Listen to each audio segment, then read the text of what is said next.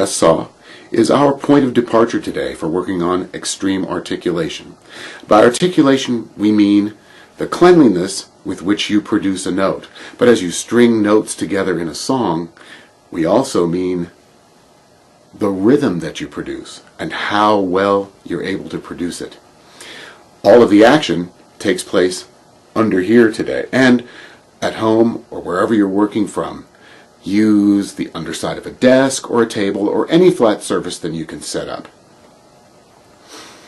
You saw a basic rhythm, and we'll always use a basic rhythm such as 4/4, break it into some component parts, and then begin working with rhythm.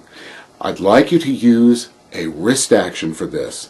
The action and the movement that produces the sound is going to be all in your wrist. Yes, your forearm will move, but the wrist is where it's produced, and you use your knuckles to rap on the underside of the table. This provides you with an absolutely tactile sensation. It's much like in the ping pong ball exercise, only this time it's happening right on the upstroke, just as you do with a theremin. You can only produce sound by lifting up with your wrist or your hand on the theremin. And in that, from a comfort standpoint, it's very different when you've got to produce rhythms. A piano, you strike down, and it seems like a more natural kind of movement. And many instruments, your fingers strike down. On woods and brass, they also lift up. Percussion, strike down. Guitars, you can strum down, strike down, but also there are some notes that you would pluck in an upward direction. But we don't use our fingers to articulate on a theremin. You can only use your hand or a more refined movement in just the wrist. So by having the underside of a flat surface to tap against, you will know directly if you're producing the sound at the right time. I'm also using a mechanical metronome because when we work with practicing rhythms, it's a great idea to have a steady beat to go to, because it's extremely easy for us to slightly move off the rhythm. You get a little bit behind or a little bit ahead. A metronome keeps you as steady on as possible. If you have one, I suggest you use it every time you practice with rhythms. So, let's get started. I'll meet you under there.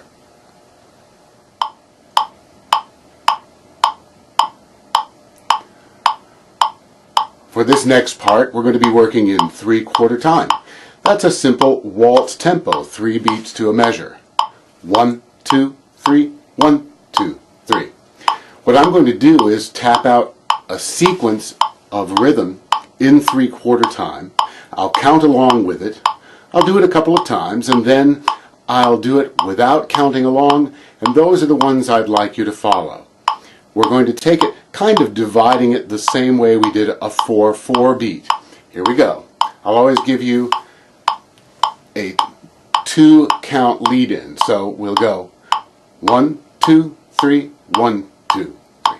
1, 2, 3, 1, 2, 3. 1, 2, 3, 4, 5, 6. 1, 2, 3, 4, 5, 6. 1, 2, 3, 4, 5, 6. 1, 2, 3, 4, 5, 6, 1. And that's the sequence. I'll show it to you again while I'm counting. Here we go. 1, 2, 3, 1, 2, 3. 1, 2, 3, 1, 2, 3. 1, 2, 3, 4, 5, 6. 1, 2, 3, 4, 5, 6. 1, 2, 3, 4, 5, 6. 1, 2, 3, 4, 5, 6, 1. That's it. Now let's try it. You tap along without my counting. 2 count lead in. Here we go.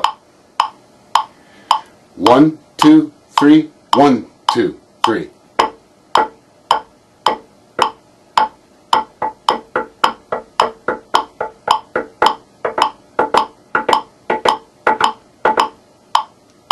Let's do it again.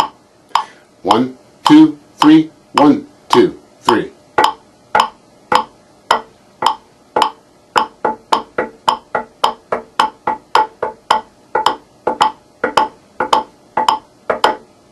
Very good. Try this a few times and we'll move on to the next part. Now we're still in 3/4 time. 1, 2, 3, 1, 2, 3. Trying to count this out verbally is a little bit too complex. So what I want you to do is just listen to the rhythm. I'll do it a few times, and if you have to, rewind the video lesson and try it a few times on your own along with me. Here we go. Listen carefully a couple of times and then play along. 1, 2, 3, 1, 2, 3.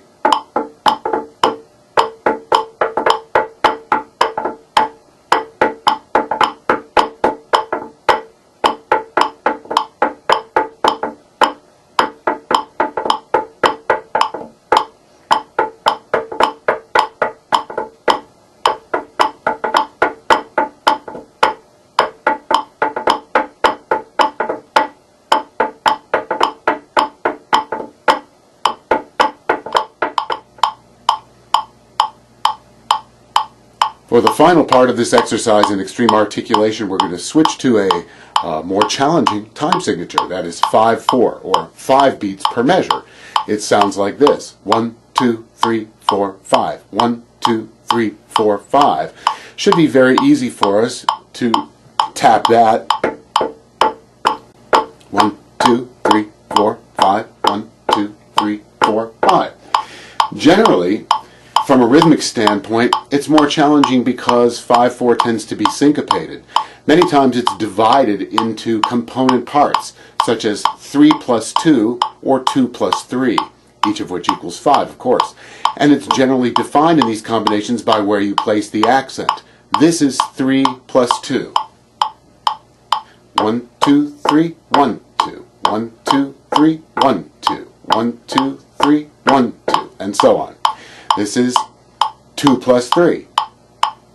1, 2, 1, 2, 3. 1, 2, 1, 2, 3. 1, 2, 1, 2, 3. And so on. But you notice we're just changing the accent on the notes. We're not actually changing the rhythm that we're tapping at. 1, 2, 3, 4, 5. 1, 2, 3, 4, 5. 1, 2, 3, 1, 2. 1, 2, 3, 1, 2. 1, 2, 1, 2, 3. 1, 2, 1, 2, 3. Not at any point did we actually change the pattern of the tapping. So where we get into some challenging rhythms is by using syncopation. And the first one I'd like you to follow, rather than counting, just listen to it, start to pick it up, and follow along with me. I'll do it for a little while. Here we go. 1, 2, 3, 4, 5. 1, 2, 3, 4, 5.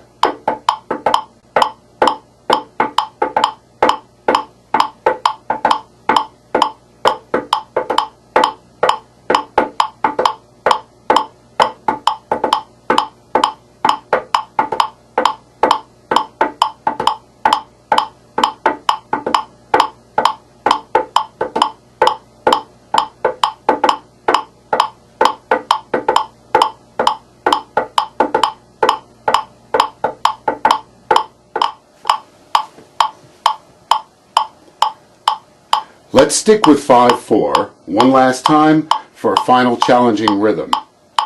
All you've got to do is listen as I play, try to pick it up, follow along, and sustain it for as long as you can. Here we go. 1, 2, 3, 4, 5. 1, 2, 3, 4, 5.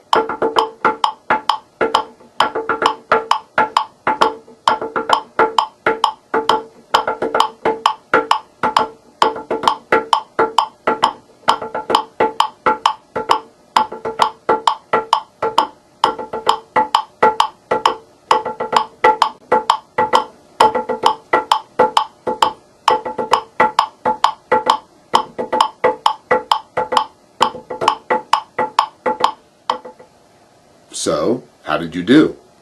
I hope you'll work with this video lesson a lot and begin to really get a sense for the rhythms that I've shown you in there.